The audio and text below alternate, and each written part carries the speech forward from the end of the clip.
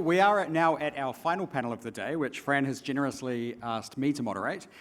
This panel is titled Next Steps, and I do want it to be forward-looking, practical, and if we can manage it, a bit upbeat. We've spent today talking about navigating crises, complexity, and competition. This session is about what we actually do with all of that, and I have a fantastic panel to help us out. We have the Honourable Louise Upston, the Minister of Tourism and Hospitality, the Honourable Damien O'Connor, Labour's Trade Spokesperson and former Trade Minister, Auckland's Mayor Wayne Brown, and Lisa Lee, Managing Director of China Travel Service, who has spent more than 2 decades building the connections that bring Chinese visitors to this country. Could you please welcome them all to the stage?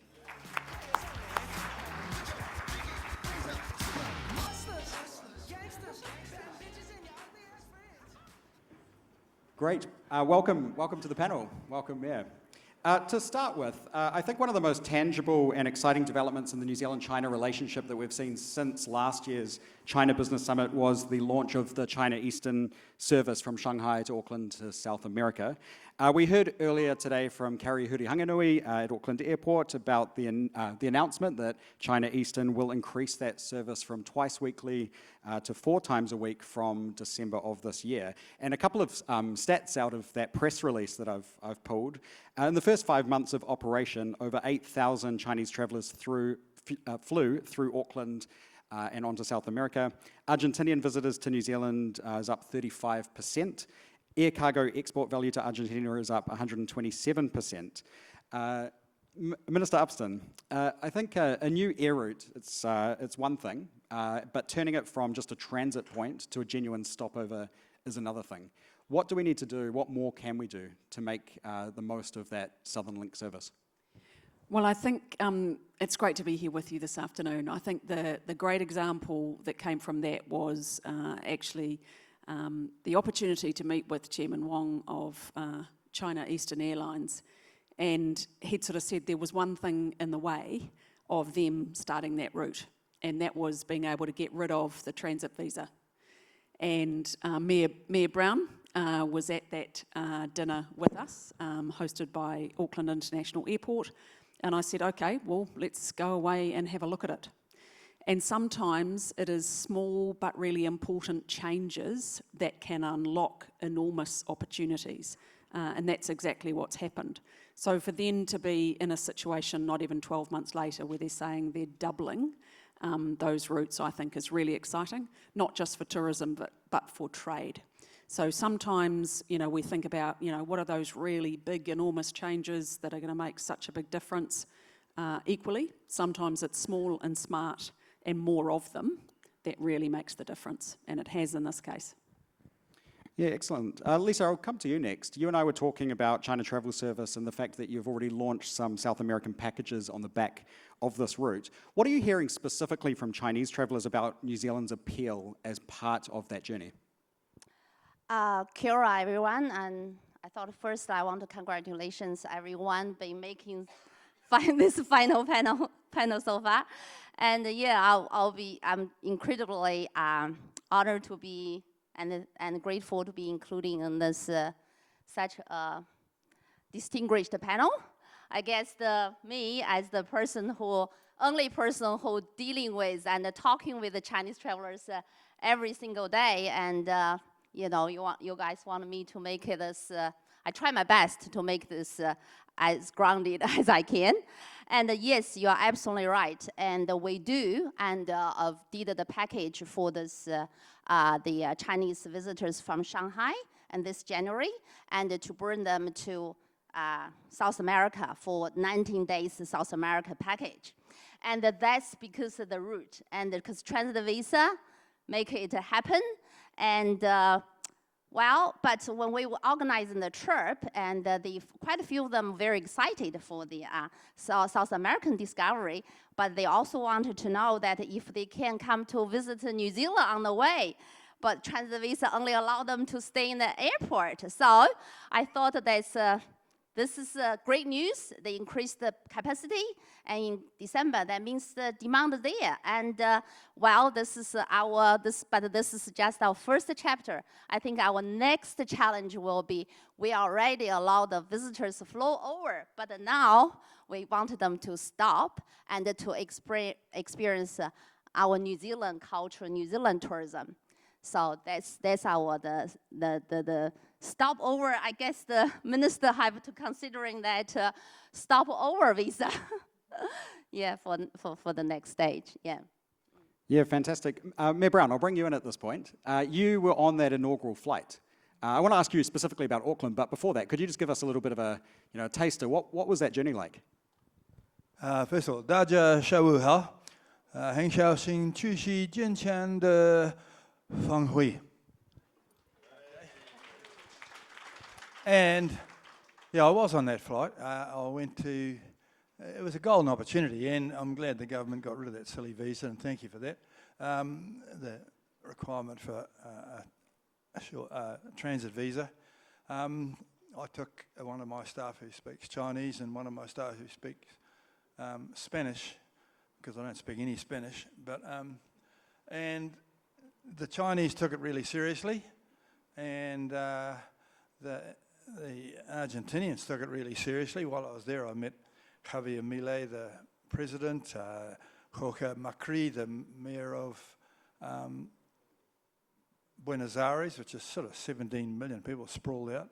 And it's delightful that it's now being doubled from China Eastern.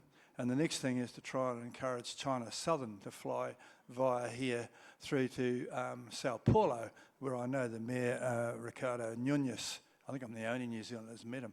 And I met him the day he got to be the mayor when I was there. And the city of Sao Paulo, which is a big scary city, I've got to say, had a group of people in my office just a couple of weeks ago, and they're offering to bring to us their skills in ethanol, which is where you grow 15% of your jet fuel, and we can grow anything, and that would be quite a helpful thing to do. So, and they have a big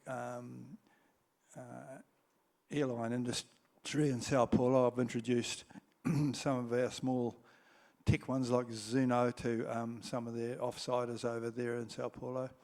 And so I think the connection between China and South America via Auckland is really an important thing for the future. And it has, and it's been shown with the Argentinian one, which is probably the lesser of the attractions between Argentina and Brazil. Brazil's massive, and they're very different places. I don't know if you've been to both of them. One speaks Spanish and the other one speaks Portuguese. One's formal, one's casual. I know them both pretty well from going there a long time. And going to places for a long time really helps, because that's what helps us with our relationship with China. I've been going there for all a century, and they know that. And long-term feet on the ground. I heard the people 2 panels ago saying feet on the ground.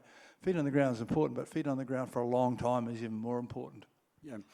I actually asked you about the flight, and I was hoping you'd give us a review of the food and what the seats are like. But that's a good wide-ranging answer there. Oh, you get into Malbec.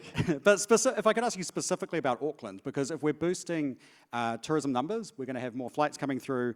Obviously, the city needs to make sure it has the transport, the hospitality, the accommodation in place. Is Auckland ready for it? Oh, it's overdue for it. I mean, there's quite a few members of the hotel industry in the room here have already complained about the idiocy of Act preventing the government from putting in place the bed night levy. And so we're ready for this. This is our only big city, and it's well known, and people like to come here now. And the world trade is becoming more city to city than country to country now, and I think it's really important that we recognise this is one of the biggest Chinese cities in the world. There's 300,000 Chinese here, and we've had 35 years of sister city relationship with Guangzhou, which is a big, powerful city, and we need to make the most of that long-term thing. And so we're ready for them, and we want them to come. Great. And Damien, I'll bring you in at this point. Thanks for your patience. You were in government when the Southern Link was first spoken about, and you spoke at the Building the Southern Link conference back in 2019. 7 years later, the planes are flying now and capacity is doubling. But from your perspective, what does this mean for the broader trade relationship and what's still unfinished? Look, kia ora, and just thanks to Fran and everyone for organising. This is amazing. Can I acknowledge Ambassador Wong and actually the Speaker of the House, Jerry Brownlee. It's great, and we're at the last session, so I knew I was here with Brownie, no one would be asleep. And so, look, can I just say I've had the pleasure and the honour of going to China with Jerry and then going to South America with Winston. It took about 3 hops to get to South America in the Air Force plane, and a single hop. Single flights are the key to growing our trade and opportunities in tourism. We've seen that, and I guess we're working towards that with India, and I'm sure we'll deliver the same outcomes. Look, both China and South America, huge opportunities. I agree with the Prime Minister, the world's our oyster. It's really up to us as to where we focus and what we, there are too many opportunities, and I guess the challenge for us is how to focus, and I think we've had some amazing presentations from people who are in the market and how to be successful. I think that's great. Look, the Southern Link, there was some hesitation about it early on when I was Minister, and I couldn't quite understand it. I think New Zealand had pulled out of the market at the time, and so there was uncertainty over its economic viability and whether we could be a hub. Look, I'm sure we can, and as Mayor Brown said, Auckland will step up to it. We will get increasing flows of visitors, cargo, so really the question is how we can make use of we went to South America, we don't have a free trade agreement, but there are incredible opportunities into that growing continent there, and as we've heard today with China, so I mean it just puts us on the map as a hub, and it's up to us how we make use of that. Minister Upston, today obviously the room has been here glued to this stage, but I did see an announcement today from you. You launched a new tourism policy statement. And also, there was an announcement out saying that the early results from the China visa waiver trial are looking really encouraging, with visa arrivals up more than 40%. Could you tell us a little bit about that announcement today? But also, are we returning to pre-pandemic levels? Do you think we're on track for that? And is there more that we need to be doing in order to get there? Yeah, so I think the visa trial that you refer to, we're only 6 months in, and the results have just been stunning. So we basically said if you have an Australian visa, you can come via Australia to New Zealand visa-free. And it's also for the Pacific nations. And we're 6 months into a 12-month trial, and the numbers have been phenomenal. The estimate is that has brought in another $215 million into New Zealand. And if I look at the numbers of visitors, Chinese visitors in April this year, compared to April last year, is a 52% increase. And significantly, I think that visa-free trial has been a significant part of it. So we've launched the tourism policy statement today. That is ensuring that we've got a clearer sense of direction. We've said we want to double the value of tourism exports by 2034. Goal number 1 is getting to the 2019 numbers by the end of this year. And the tourism policy statement is how we work, central government, local government and industry to get there.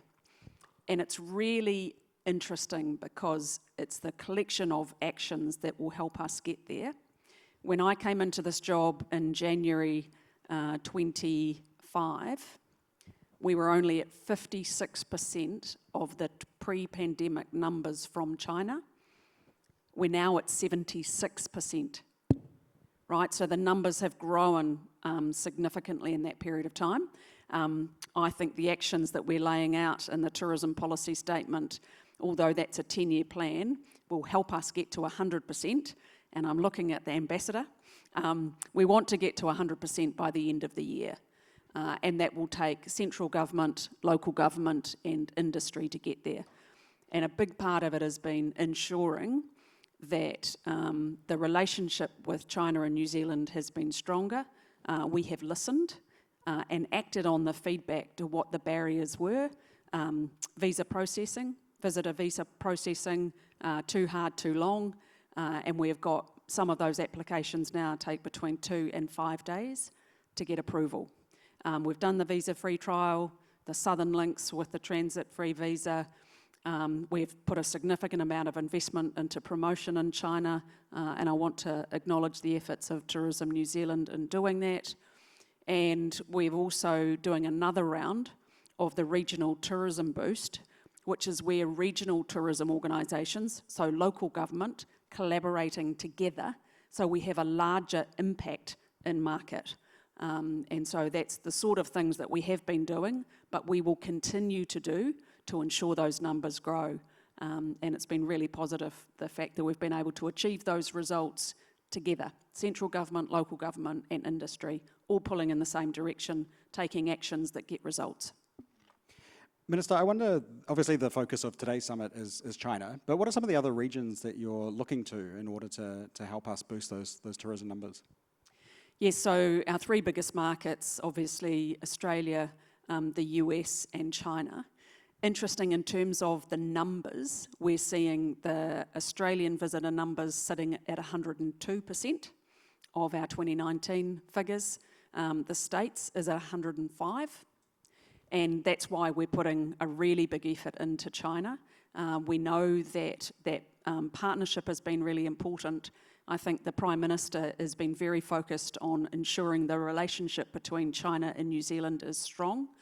And I was really thrilled to be part of his delegation when we visited at the middle of last year in June. I then took a tourism-specific delegation back in September, because I do know, as Mayor Brown has said, it is the relationships.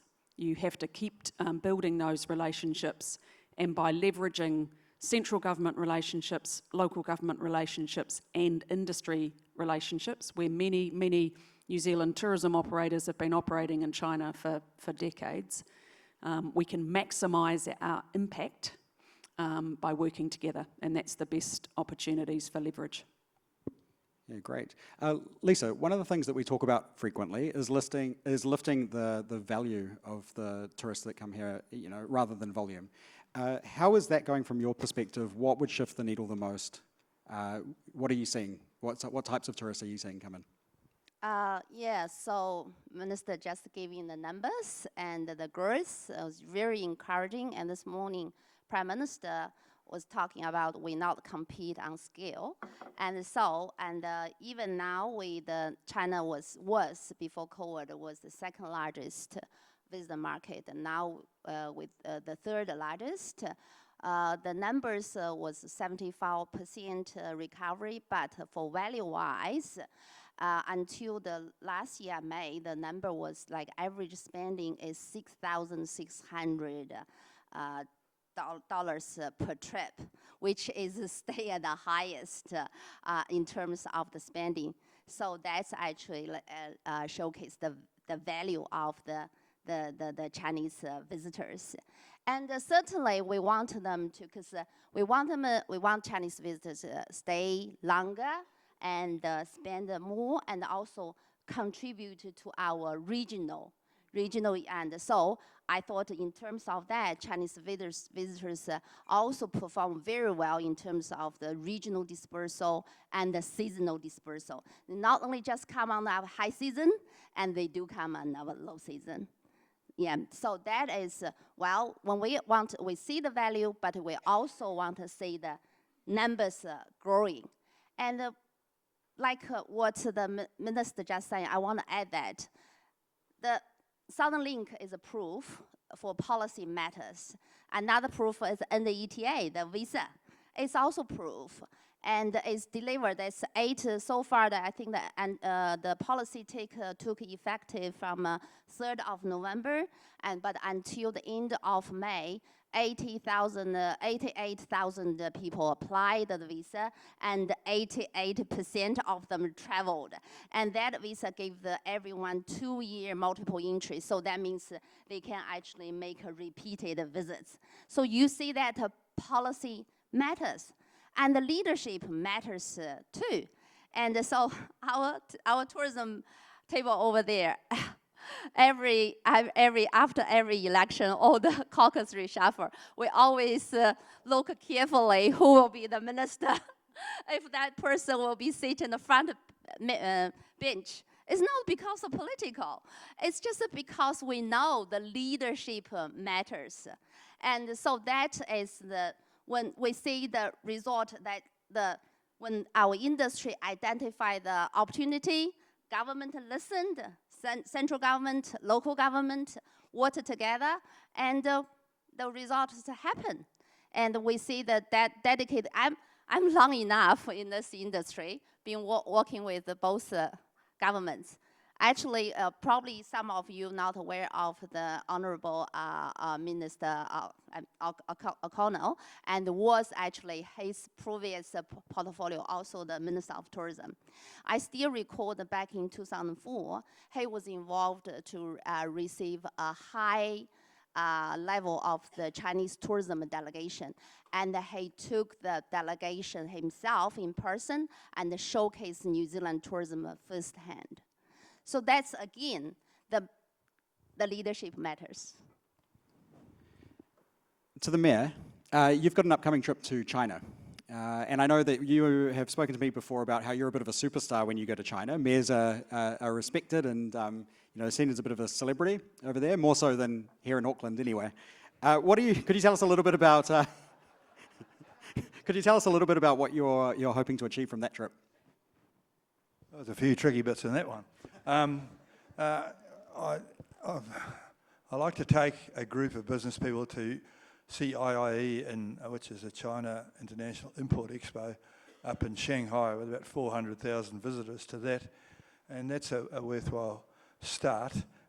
China's a very much mayoral-led economy, and I'm kind of copying that because we've only got the one city here, and we've now got the Tech Alliance going, and this later this year we'll have it's 100 days at the moment to Startup Week, and we're putting out a little video every day of the first 100 startups at it, and that encourages in the investors from overseas as well as our own ones. So, but I've wandered a bit off course there. In terms of later in the year, we'll be going to CIIE, and I'm offering the connections I've got to anyone who wants to come along and join us with their business.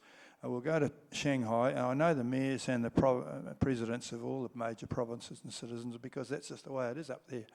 And we'll go from there to Ningbo and then down to Guangzhou, probably up to Chengdu and Sichuan, and possibly to Haikou on Hainan. Hainan which John Chow was talking about, is a very special low-cost entry into China for those of you who are there already. So give it a bit of thought. So if you're interested in taking advantage of that, contact my office, and we're quite happy to add you to the list if you can add to our list. I think it's and it's a great place to visit China. If you haven't been to China, it would shock me really. China's the future, Go and have a look at the future. Other countries are the past, and India might be the future and a way to go, but they've got a fair bit to go to catch up really, and so. We'll be definitely taking the thing later this year, and it's a very important part of the year, later in the year. Great, we look forward to hearing more about that. Damien, you've been very attentive throughout the summit today. You've been here for, I think, the whole day. What are some of the things going through your mind in terms of the opportunities, in terms of the next chapter in the trading relationship between New Zealand and China? Briefly, as I said, I think the opportunities are unlimited. We're a small country with limited resources, and one of the things that's always frustrated me a little bit is that we have a great NZTE team out around the world, great Tourism New Zealand team, MFAT are doing it, not always joined up. We're sometimes co-located, but the opportunities through technology, so that if any one of us as a Kiwi offshore connects with anyone for whatever reason, then they ensure that that person's part of the network. And it's not just getting their email address. There are so more sophisticated systems now that whether it's a product that then connects through to a tourism story, I think, we can't miss those opportunities because, we don't have a lot of money, so we've got to use our brains. It's been said before. And so coming up with ideas that AI may be able to help us, but actually at a government level, ensuring that there's a facility to ensure that anyone doing an action on behalf of New Zealand from NZTE then assists the people at Tourism New Zealand or MFAT or each and every one of us. And so I think that today what we saw was some incredible examples of progress in a whole lot of areas. And so, you know, sharing that experience, one of the things I learned putting people on the back of a plane and taking a trade mission somewhere is that the Kiwi business people hadn't met one another. They were operating in the same market, but were so focused and so busy and successful that they didn't have time necessarily to network. So I think developing that network opportunity in a better way, sharing some of the experiences, might help us speed up the opportunities, because the world is moving a lot faster. And if we don't take opportunities as they come before us, then we'll be passed by. And the pasture-fed, the fact that government has set up that accreditation, that's great. So all our food exports should all be connected to pasture-fed. We've got to make sure that we're true to label. So we've got to do our backroom stuff and tidy that up. But then the connections that can build off that around the world, around good nutrition, around good fibre, good protein, I think we have an incredible opportunity, as I say, if you go back to Southern Link, both into China, but also back into South America through agri-tech and other things. Can see a lot of people nodding along to that. So yeah, I think a lot of agreement. Did you want to? Oh, okay. There's a question that's come in from the audience. It's not strictly China related, but I'll see if I can spin it for the mayor here, since we've got the mayor up. There's a question: how will Auckland residents benefit from the projects? And I'll say, how will Auckland residents and tourists to New Zealand benefit from the projects funded by the rates rise? Well, there's really only one project funded by the rate rise, and that's City Rail Link. It was started very many years ago. Projects in New Zealand don't go bad, they start bad. It was a good project, handled really badly from the start, and I'm determined to have a review of how the first 6 months got so wrong. We have got the damn thing finished now, and you're going to have to pay for it. It shouldn't have been 7.9 if it had cost what I think it would have cost. It might have been only about 4.5 or 5% increase in rates, but we've got to pay for what we got. It is a good project. It will open up a whole lot of things. It will change the way the city becomes. We have to intensify. I've just been in Singapore at a meeting where I was speaking to 100 mayors from around the world. And we may not be, we're only big as a population city by New Zealand standards. In terms of spread out, we're twice the size of the country of Singapore. We're 60% more ground cover than Hong Kong. We're so spread out, we've got to do something about intensifying it, otherwise we won't ever get as efficient as those cities are. And so now with the City Rail Link, there's going to be a lot of pressure to actually intensify heavily around the City Rail Link and the bus things, and that'll be good for people. It might upset a couple of old grannies in Epsom, but by and large, it's bloody good for the city. And just a quick follow-up, Mayor, could you give us an opening date for the CRL? An opening date? I've been looking after my health for some years so that I can see the opening. All right.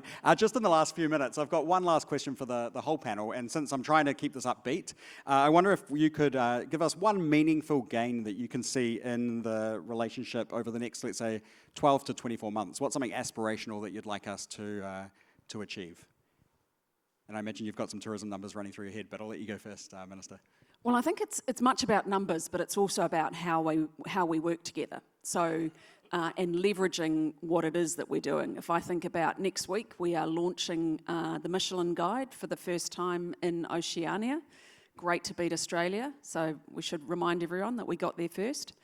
But actually, it's not just about then saying to Chinese visitors when they're choosing which country to visit, Michelin is one of the reasons they would choose to come here.